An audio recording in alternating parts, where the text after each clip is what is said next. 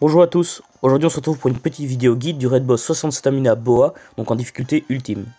Donc je vais présenter ce Raid Boss en team double Barto, donc avec des subs, comme vous le voyez ici, mauve. Je le fais donc en double Barto, ensuite un Aokiji qui doit être aux alentours des 23-24 tours. Un Smoker qui doit aussi être aux alentours des 23-24 tours.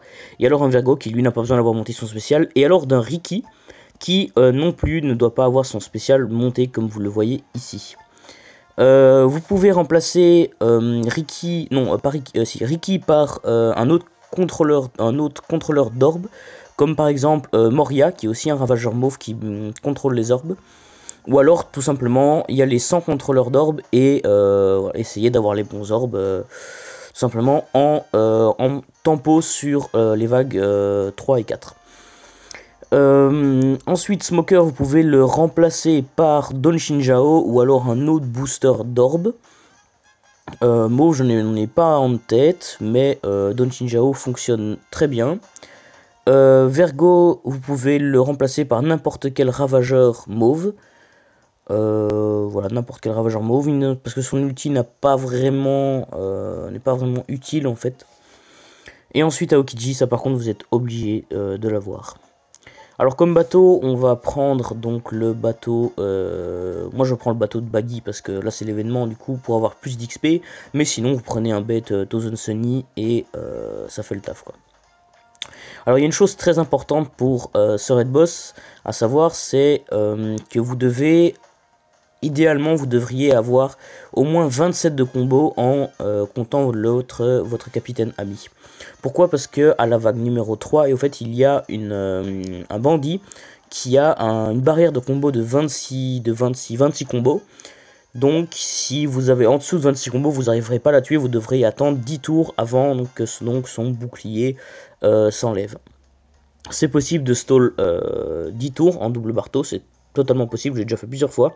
Mais voilà, c'est mieux d'être à 27 de combo, comme ça c'est quand même beaucoup plus simple. Au niveau des sockets, il n'y a pas vraiment de sockets, obligatoires. Tout comme d'habitude, le auto-heal, les orbes, qui sont toujours évidemment un bonus, mais sinon rien de très important. Alors, première vague, vous tuez dès la première vague, dès le premier tour, pardon, les deux bandits verts.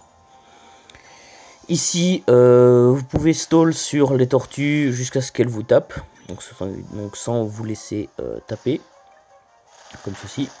Vous faites bien attention quand l'écrevisse vous tape de ne pas taper avec vos bartos, ça va vous permettre du coup de réduire vos dégâts. Hop. Nickel. Alors ici maintenant c'est parti pour du bait stall. Vous attendez. Faites bien attention de ne pas taper avec vos bartos évidemment quand ils vous frappent, comme je l'ai dit avant. Hop. Vous pouvez garder vos bons orbes, mais ce sera pas vraiment super utile. Essayez juste de ne pas avoir d'orbe négatif. Ça va être chiant pour la suite. Mais voilà, sinon vous pouvez stall tranquillement comme ceci. Et à la vague 2, en fait, on va tomber sur 6 bandits pistoleros qu'il faut absolument tuer en un tour. Mais vu qu'elles n'ont pas beaucoup de vie, ça posera aucun problème. Ici, vous y allez simplement, vous voyez qu'elles sont totalement en mousse. Voilà. Alors maintenant, on arrive à la vague la plus chiante de ce Raid Boss, qui est donc la vague 3, avec les bandits verts.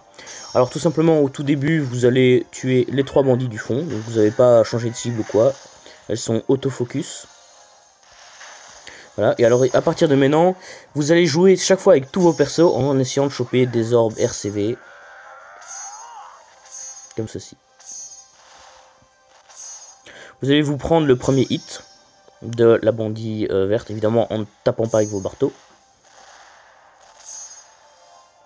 Pour stall assez de tours en fait, pour être sûr d'avoir tous nos ultis à la vague boss, donc pour Boa. Ici par exemple mes deux barreaux là ils arriveront dans 5 tours, donc enfin un 5 tours et un 3 tours, donc je suis assez large, je peux me permettre de partir maintenant, mais je vais encore temps pour un petit tour parce que j'ai un peu de viande, hop. Et maintenant, vous allez voir, ça va tomber tout juste au niveau des combos, parce que j'ai exactement 27 de combos, donc ça passe parfaitement. Voilà. Je vous conseille plutôt, là j'avais le bon cercle avec mon Barto, qui est en barre pas plus 100 attaque, mais sinon, normalement vous ne la one-shootez pas, donc faites quand même attention, essayez de la tuer en plus ou moins, plutôt en 2 fois en fait. Parce que la one-shoot quand même avec seulement le dernier hit, au fait, c'est quand même assez chaud. Alors ici, vous n'allez toucher absolument à rien, donc à aucun focus, et vous allez tout simplement tuer les 5, donc les 2 poneys et les 3 bandits rouges, qui sont aussi relativement faciles. Juste les poneys, tapez-les avec des personnages mauves qui n'ont pas de cercle négatif, comme par exemple ici Ricky, et ensuite Aokiji. Alors dès maintenant, en fait, vous allez stall sur le pingouin, en essayant donc de choper sur Smoker, Ricky et Aokiji, donc les 3 mauves, des cercles mauves, jaune et bleu. Pourquoi jaune et bleu? Parce que Ricky va changer les cercles jaune et bleu en mauve.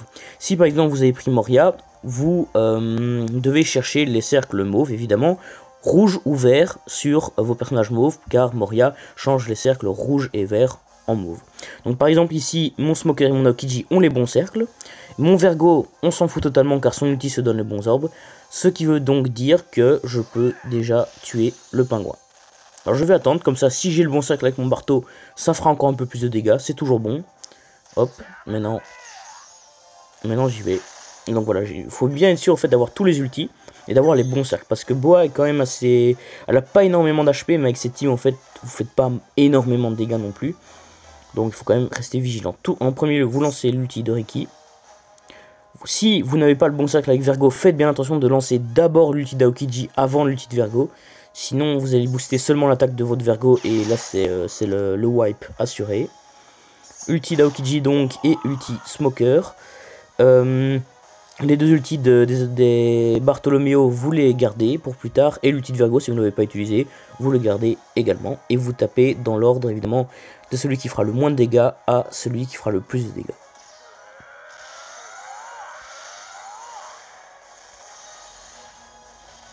Comme ceci. Ouais. Une fois que vous avez tous les bons cercles, ça passe. Si vous n'avez pas votre... vous pouvez vous permettre de ne pas avoir le bon cercle avec Ricky. Mais si vous n'avez pas le bon cercle avec votre Smoker, c'est mieux quand même d'avoir un bon cercle avec Bartolomeo. En bref, sachez que c'est quand même assez juste. Donc essayez vraiment d'avoir le maximum de bons cercles possible. Mais si vous avez les bons cercles, c'est 100% sûr de réussir. Ici, vous lancez les 2 ultis de Barto. Et ensuite, vous tapez du plus faible au plus puissant. Ici, donc, c'est un peu plus compliqué. Par exemple, si un mauve a un mauvais cercle, les mauves auront d'office le mauvais cercle, en fait. Et ici, par exemple, Barto va taper plus que Smoker et Ricky, vu qu'il a un cercle normal. Donc ici, hop, j'ai juste fait une petite erreur. Comme ceci. Voilà. Et franchement, ça fonctionne à tous les coups.